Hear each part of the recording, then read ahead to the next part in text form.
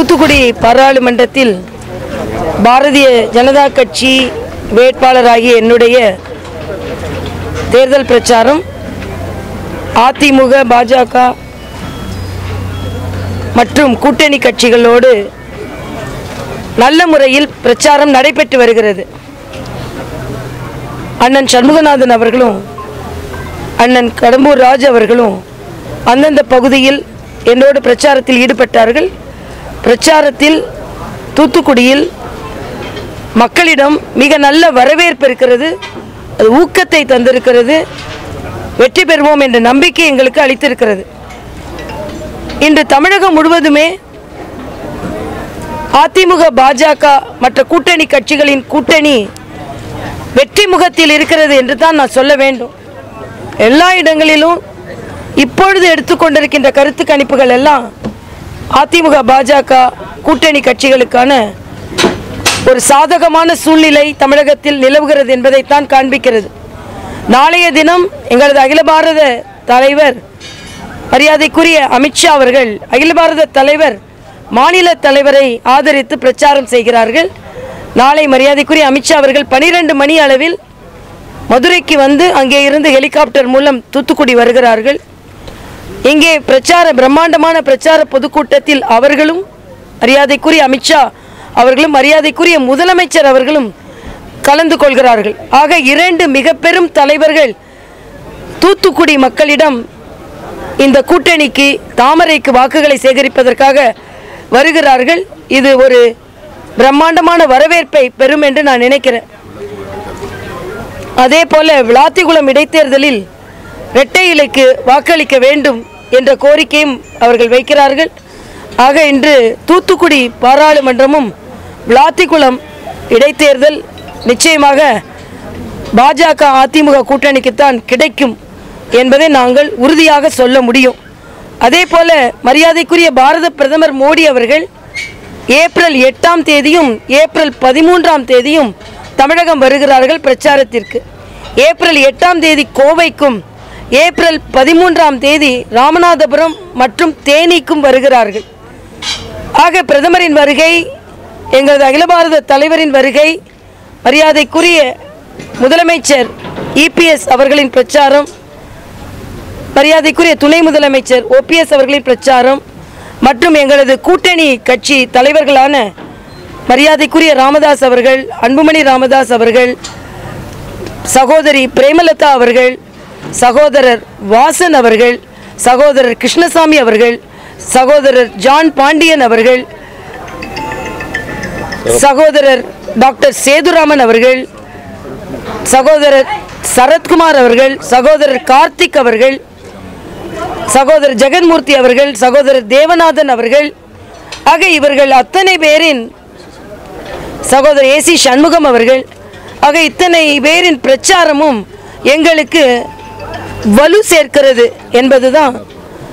நாளைய தினம் திரு NR தனபாலன் அவர்கள் வருகிறார்கள். அவர்கள் இவர்களின் இணைந்த பிரச்சாரம், அனைவரின் பிரச்சாரமும் எங்களுக்கு முழுமையான வலு சேர்க்கிறது என்பதுதான் உண்மை. தூத்துக்குடியை பொறுத்தமட்டில் தூத்துக்குடி நிச்சயமாக பாஜக வெற்றி பெறும் சூழ்நிலை நிலவிக் கொண்டிருக்கிறது. இன்றைய காலகட்டத்தில் தூத்துக்குடிக்கு பல நல்ல திட்டங்களை அறிவித்திருக்கிறோம். நான் எனது கனவு திட்டம் நிச்சயமாக நிறைவேறும் என்று சொல்லிக் கொண்டிருக்கிறேன். ஆனால் எதிரணியில் போட்டியிடும் கனிமொழி அவர்கள் நடைமுறைப்படுத்த முடியாத திட்டங்களை தமிழிசை சொல்கிறார் என்று சொல்கிறார். நடைமுறைப்படுத்த முடியாததை நடைமுறைப்படுத்துவதுதான் பாஜக. ஏனென்றால் மத்தியிலும் எங்களது ஆட்சி தான் நிச்சயமாக வரும். ஏனென்றால் வட இந்தியாவில் கருத்து கணிப்புகள் எல்லாம் 300 இடங்களுக்கு மேல் பாஜக வெற்றி பெறும் என்ற கருத்து கணிப்பை சொல்லியிருக்கிறார்கள். சூழ்நிலையும் அப்படிதான் இருக்கு. ஏன்னா சூழ்நிலை அப்படி இல்லைன்னா ஏன் ராகுல் காந்தி கேரளாவுக்கு ஓடி வர்றார்? இன்னைக்கு இருக்கிற சூழ்நிலையில் காங்கிரஸ் கூட்டணி, ஸ்டாலின் இதை நிச்சயமாக ஒப்புக்கொள்ள வேண்டும். ராகுல் காந்தியின் நிலைப்பாடு, போட்டியிடுகின்ற நிலைப்பாடு, காங்கிரஸ் தேர்தலுக்கு முன்னாலேயே தனது தோல்வியை ஒப்புக்கொண்டாகிவிட்டது. அது மட்டும் இல்லை, அவங்க கூட்டணியில் இன்று குழப்பம்.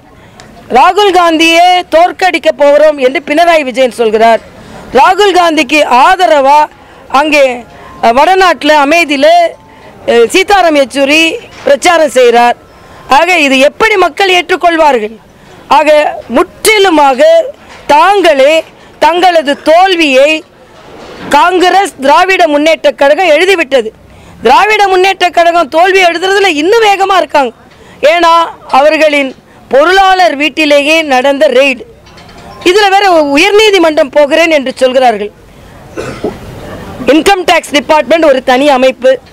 அவர்களுக்கு சந்தேகம் வந்தால் கூட தேர்தல் நேரத்தில் அதை நடைமுறைப்படுத்தக்கூடாது என்று நினைத்தால் என்ன அர்த்தம்? அவர்கள் சந்தேகம் உறுதி செய்யப்பட்டிருக்கிறது, கட்டுக்கட்டாக பணம் பிடிபட்டிருக்கிறது.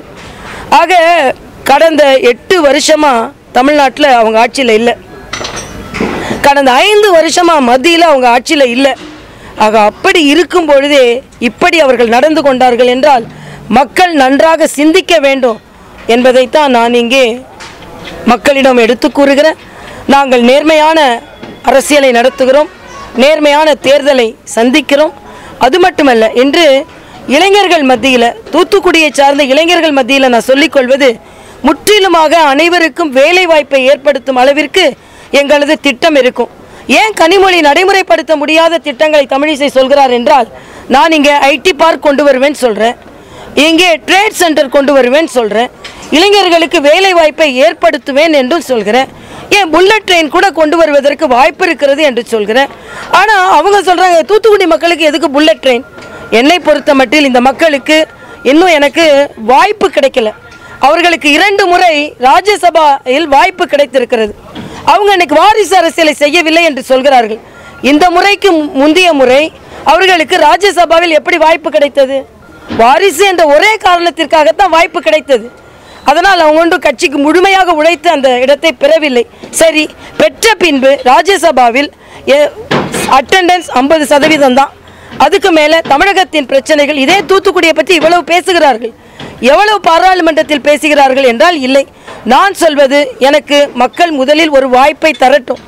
வீட்டிற்கு ஒருவருக்கு நிச்சயமாக வேலையோ பொருளாதாரத்தில் அவர்கள் மேம்படுவதற்கான சுயதொழிலோ செய்வதற்கான அத்தனை ஏற்பாடுகளையும் நான் செய்வேன். இந்த தூத்துக்குடி தொழில் நகரமாக இருந்தது. இந்த தொழில் நகரம் பிரம்மாண்டமான தொழில் நகரமாக மாறுவதற்கு எல்லா வகையிலும், எனக்கு ஏர் கனெக்டிவிட்டி இருக்குது, வாட்டர் கனெக்டிவிட்டி இருக்குது, ரோட் கனெக்டிவிட்டி இருக்குது. இதை வீட்டிற்கு ஒருவருக்கு வேலையோ இல்லை என்றால் தொழில் அதிபராக, அவர்கள் சிறு தொழில் அதிபராகவாவது ஆவதற்கோ எல்லா விதத்திலும் நான் கட்டாயமாக முயற்சி செய்வேன். அதற்கான ஒரு மிகப்பெரிய திட்டத்தை நான் தீட்டிக் கொண்டிருக்கிறேன். இங்கே உள்ள கனிம வள இயற்கை வளப்பொருள்களை வைத்துக்கொண்டு சின்ன சின்ன இண்டஸ்ட்ரீஸ், நான் கனடாவில் படிக்கும்போது அங்கே கிடைப்பதை வைத்து அங்கே ஒரு சின்ன இண்டஸ்ட்ரி ஃபார்ம் பண்ணி அங்கே உள்ள இளைஞர்களுக்கு வேலை வாய்ப்பை கொடுப்பார்கள். ஆக முதலில் எனக்கு தமிழகம் முழுவதும் ஒரு கனவு இருக்கிறது, இந்தியா முழுவதும் ஒரு கனவு இருக்கிறது, ஆனால் தூத்துக்குடிக்கு என்ற ஒரு கனவு இருக்கிறது. அனைவருக்கும் வேலை, வீட்டிற்கு ஒருவருக்கு பொருளாதாரத்தில் அவர்கள் பலம் வாய்ந்தவர்களாக வருவதற்கான அத்தனை திட்டமும் என்னிடம் இருக்கிறது. அதனால் தூத்துக்குடி மக்கள் எனக்கு வாய்ப்பளிப்பார்கள். நம்ம பணத்துக்கு 500 ரூபாய். ஸோ இதெல்லாம் செய்ய வேண்டியது எவ்வளவோ இருக்குது. அதனால் நிச்சயமாக நான் சொன்ன மாதிரி ஒரு குடும்பத்திற்கு ஒருவருக்கு ஏதாவது ஒரு வகை வேலை, அரசாங்க வேலைன்னா சொல்ல மாட்டேன், தனியார் வேலை இல்லை என்றால் அவர்கள் தொழில் முனைவராக ஆவதற்கு ஒரு வாய்ப்பு. இதை நான் தனிப்பட்ட முறையில் ஒரு கனவாக என்னிடம் ஒரு பகுதி இருந்ததென்றால் எந்த அளவிற்கு என்னால் முன்னேற்ற முடியும் என்பதை முன்னுதாரணமாகவே நான் செய்து காண்பிப்பேன். அதற்கு தூத்துக்குடி மக்கள் எனக்கு ஒரு வாய்ப்பு தர வேண்டும்.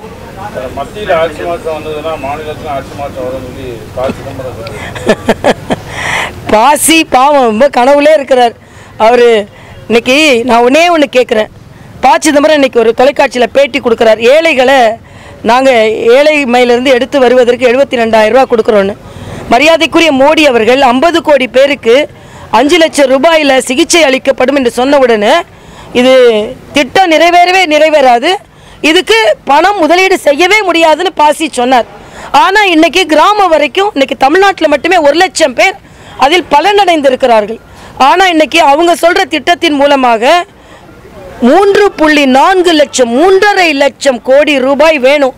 அதன் மூலமாக வரியை அதிகப்படுத்துவாங்க, வரி விதிப்பை அதிகப்படுத்துவார்கள். இன்னைக்கு பாஜக அரசுல 5 லட்சத்துக்கு வரி உச்சவரம்பு வச்சிருக்கோம். அவங்க இவ்வளவு வருஷம் ஆட்சி செய்தும் அதை கொடுக்கல.